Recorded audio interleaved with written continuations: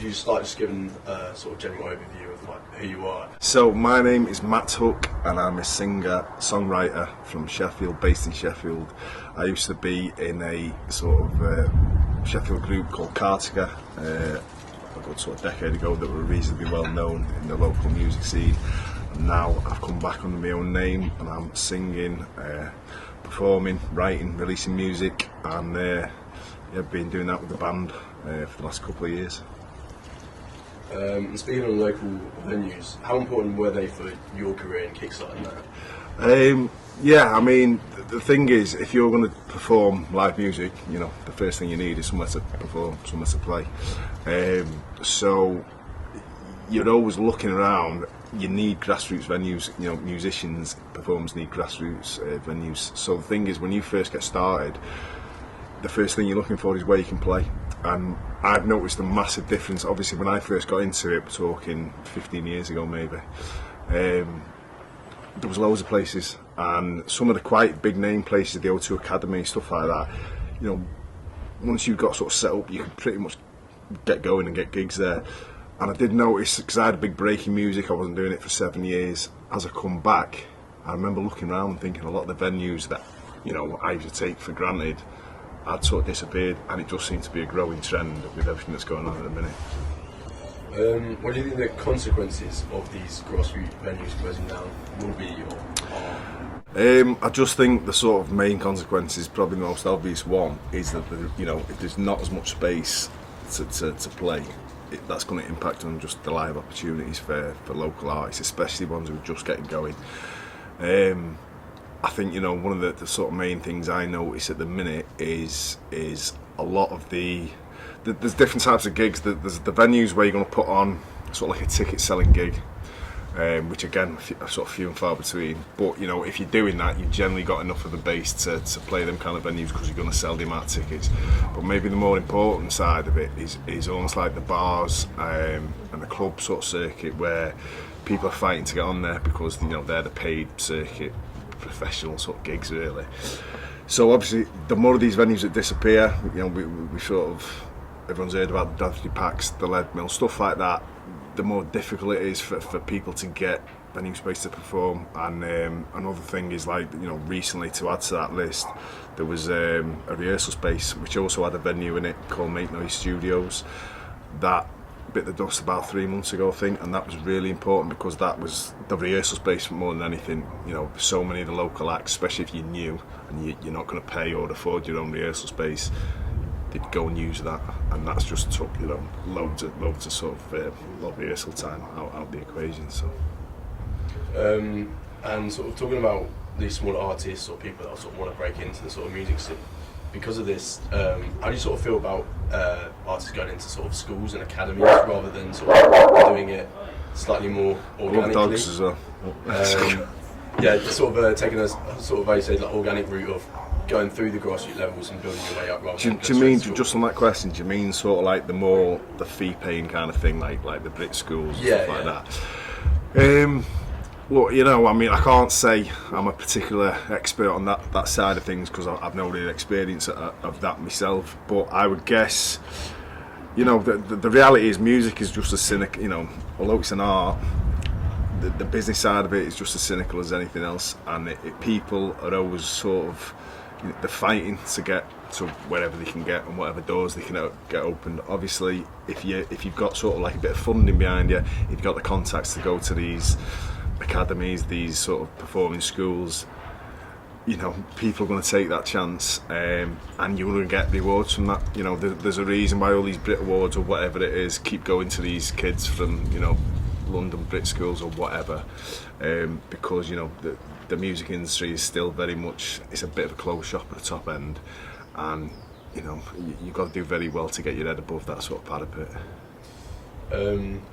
And sort of, in terms of the north and south, do you think when it comes to opportunities there is a sort of disparity for sort of people, artists coming from the north?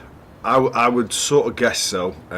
Again, just talking about sort of the mainstream media or any kind of music media, it is very heavily focused on the south, especially in London. I think that's, you know, something you've got to really accept. But I think obviously these days, there's a whole different dynamic with sort of social media and all the internet sort of traffic, and that is like becoming more and more of a thing.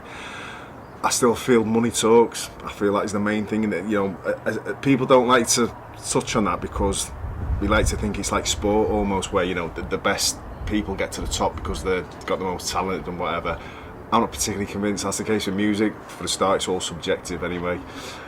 So if you've got the money to fund the promotional side of what you're doing, and then you're talking about agents and booking agents and live agents and PR people, if you can get that mixture and you've got all the funds around that, it's going to give you a great shot, whether you're from the north, south, whatever. But obviously a lot of that focus of the sort of the business end of the music industry is based down south and in London.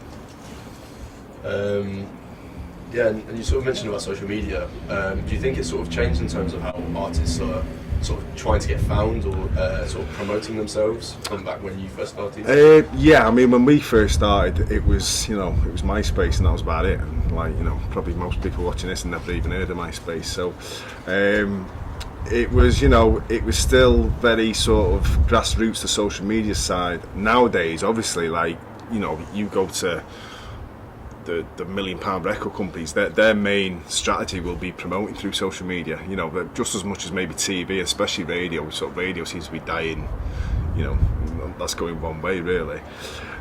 So I think social media is like a great help, but I still think, you'll see, social media, there's promoted posts, there's all the rest of it where you pay for it, and obviously algorithms and Spotify editorial playlists and all the rest of it, the movers and shakers and the music industry still got the control over that. What's on the new in 2025 list has been carefully selected by people, the powers that be, kind of thing. So I just think money really talks, and it's the same with social media. It's nice to be able to get stuff out there on social media yourself, but I think you can only probably go so far without the sort of traditional model of the record industry being involved here. And sort of lastly, how do you sort of see, this trend of, local venues and these grassroots venues sort of slowly dying and closing?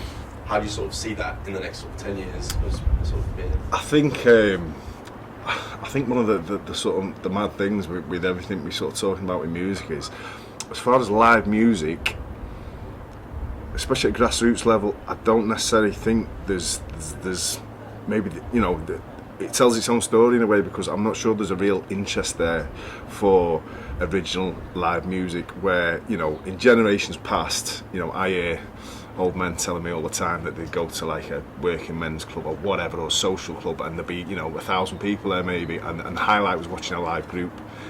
I don't get the sense, not in my day anyway, that's not most people's idea of their perfect night out. So socialising's changing. People like going to theme bars, they like going to places where there's games on. They love live music, but it has to be something they know, and that goes for me as well. I'm not particularly desperate to go and see people I don't know. We all like music we've heard before and can relate to, and the person next to us can.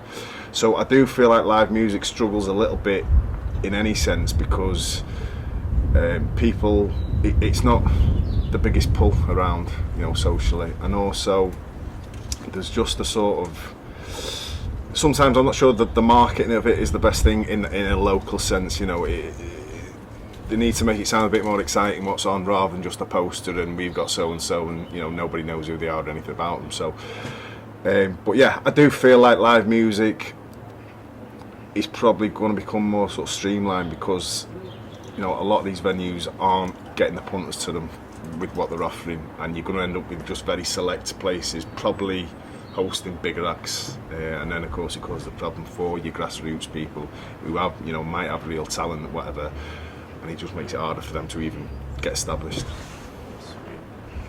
I think that's everything. Yeah.